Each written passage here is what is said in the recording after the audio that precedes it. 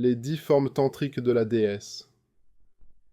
Certains textes tantriques hindous considèrent que la divinité suprême est une divinité féminine, qui est appelée le plus souvent Deva, la déesse, ou parfois Kal, ou Mahakal, la grande Kali.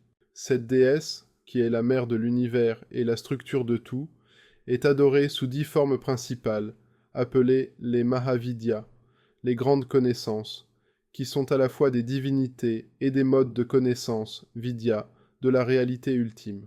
Elle personnifie des puissances, des shaktis, qui dissipent l'illusion en proposant une voie vers la libération du cycle des renaissances, moksha. Par ces Mahavidyas, la grande déesse propose à ses fidèles un chemin de réalisation qui se décline par toute une gamme de sentiments et d'expériences spirituelles. Elles accordent aussi des pouvoirs surnaturels à leurs fidèles. Leur iconographie utilise volontiers des thèmes macabres et transgressifs afin de guider leurs fidèles au-delà de la peur de la mort.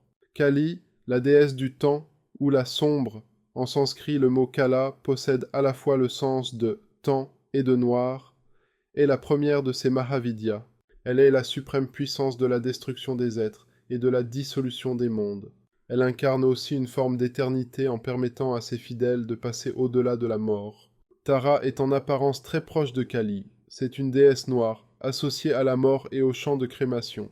Néanmoins, elle est aussi capable de rassurer ses fidèles et de leur accorder des faveurs. Sodash, celle qui consiste en 16, appelée aussi Tripurazundar, la belle des 3 cités, est à la fois une jeune fille de Han et l'incarnation des 16 transformations du désir. Elle représente aussi la beauté, la totalité et la perfection.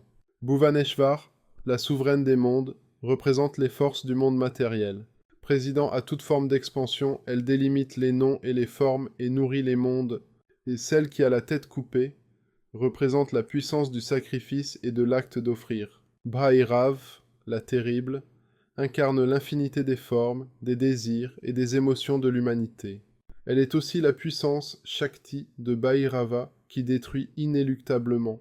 Dhumavata, celle qui est de la couleur de la fumée, incarne la destruction de l'univers par le feu. Veuve, elle est seule et symbolise l'inactivé, la lassitude, la misère, la maladie et le deuil. Bagalamukhi, celle qui tient la bride dans la bouche, et la force qui paralyse, qui stupéfie. Elle incarne la jalousie, la haine et la cruauté.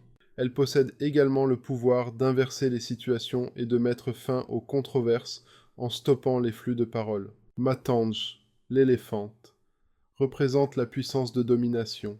C'est aussi une divinité de la transgression et de l'impureté. Kamala, celle qui est un lotus, incarne tout ce qui est désirable et bénéfique. C'est une forme de Lakshmi. Elle représente aussi la pure conscience du soi,